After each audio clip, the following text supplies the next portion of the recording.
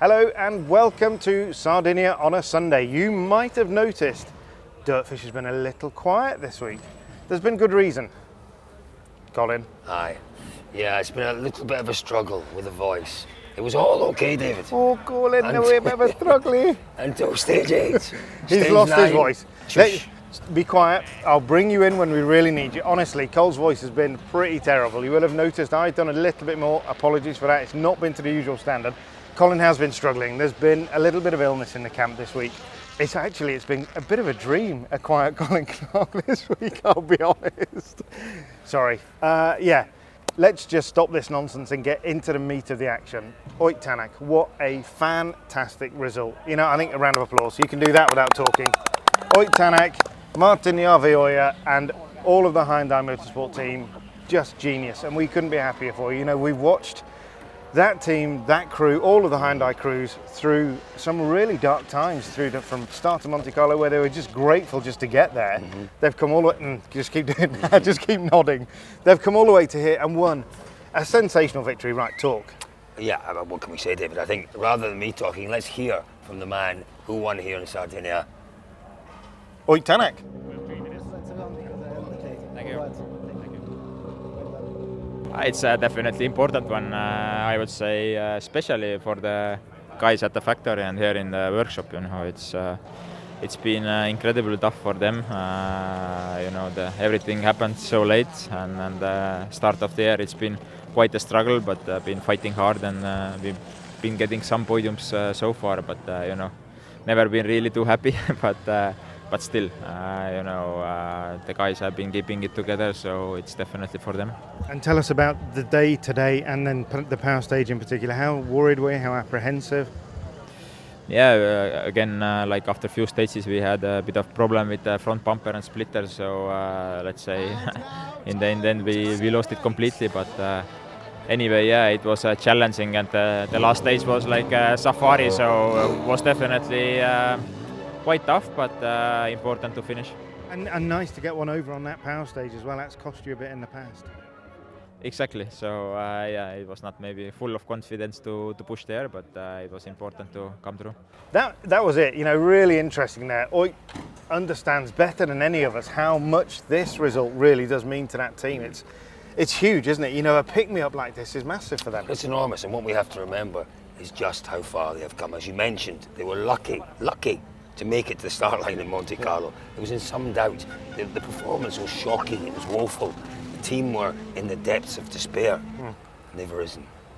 But have they risen? Tell us your thoughts on how much more work maybe there is to do there. There is more work. Let's listen to Julien Ingrassia. He talks a little bit about what they've still got to do. A big relief for me, of course, for the driver, for the whole team here in Sardinia, as well in Alzenao. I mean, such a difficult start of the season, such a difficult situation inside the team and so on. And now here we are. We knew that the drivers, they never give up. Now we showed as well that as a team we never give up. Obviously, we should be honest with ourselves. There is still a lot of work to do, and we will keep pushing. But right now it's a celebration day, and it gives us a lot of motivation. Are you going to jump in the harbour? I think I have no choice anyway. Somebody will manage for me. So Julien's exactly right. There is still work to do there. And Thierry Neuville talked to us quite a lot today about the fact that the team is still a little bit disjointed in places. There's still not quite the cohesiveness that they'd want, and perhaps they've seen in the past. So there's work in that area to do in terms of the team, bringing it together still. But also there's still work to do in the car. We've seen transmission issues in the cars on this event. We're going into Safari, which is the biggest test probably of the season for reliability. They're confident they've got the performance. They're coming after Safari. We're going to Estonia, to Finland, to IPA. Big performance rallies, that's great. But looking to Safari, Cole, could be tricky. Yeah, it could be tricky. And I think they're fully aware of that, David. But this was a tricky rally. Yeah. We haven't seen it, and we will not see in Safari the kind of temperatures that we saw here. It was rough here. It was a real test for them. I think the biggest thing is exactly what you touched on. There's still fractures in that team that need to be brought together. For me, the most obvious thing, just give him the job, David. Give Monse the job and start the rebuilding from the top. You cannot start to pull the different departments together until you have someone at the top who is able to make the decisions. Yeah. So do the job. He's done a great job here. Give him the job. See how he goes. Yeah, I think it's fair enough, absolutely. But we mustn't get sidetracked into talking into the future, and I was as guilty as you there. Let's just rejoice today in what has been a brilliant result for Roy Tanak. Another victory for him in Sardinia. It's where it all started, his journey of winning WRC rounds. It is such a rally of highs and lows for him. Yeah, Some yeah. unbelievable highs. First podium, first win. Yeah. And that Power disaster. saves, power steering Power issue, steering was it? issue Yeah, in the with Toyota. Toyota. You know, Yeah. such a rally of highs and lows. It's for Tanak. rare though that he would have jumped into a harbour with such vigour and such Yeah, absolute sure. joy Well done. for the whole team. Yeah, Yep, fantastic. well Moving on to M Sport Ford, Yeah. Craig Breen, Wonderful. second. Fantastic result for Craig. It's just what he needed. He's had Monte podium was good, but perhaps it flattered to deceive a little bit, because then we came into Sweden, Croatia, Portugal. He struggled a little bit, but he's taken a step here, and we've seen great pace from him. Yeah, really good. Great reliability from the car, and you know, M Sport is reasserting itself as a real powerhouse in the championship, having perhaps dipped briefly for the last round or so, for the last couple of rounds. That's a bit unfair because I've got a really itchy nose. Sorry. Apologies for scratching my nose. I was tempted to scratch it for you. Do not. Why would you do that? That's not even a thing. Just to help you out. Stay well clear of my nose. Let's just cut to Craig Breen. Let's listen to what Craig had to say. Happy with everything.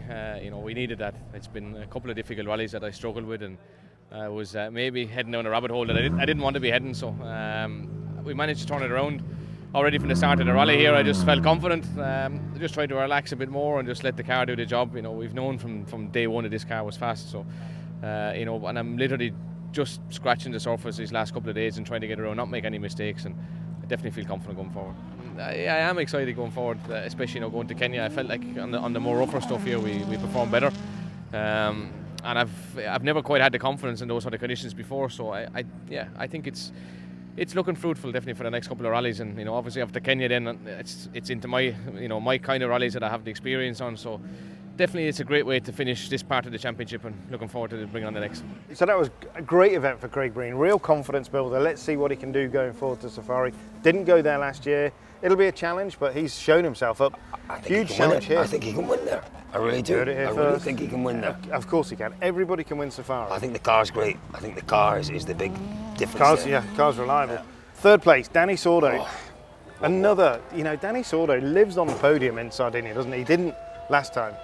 He went off a little bit, but before that, he usually lives on the podium. Usually found residing on the podium in Sardinia. Just a great event. Dani, I felt a little bit harsh on himself. I kept trying to tell him that it was a great, strong event. He wasn't convinced. You know, the trouble is with Sordo, having won this event twice in the last 3 years, he probably does come here with expectations. But he's only done one event, Portugal podium, great event, in the Rally 1 car. Yeah. So, you know, it's still a bit of a learning process. He hasn't spent as much time in that car as the other boys. But, you know, for me, great. It's always a pleasure to see Dani Sordo on the podium. He's a consummate professional. He does exactly what the team ask him to do. Yeah.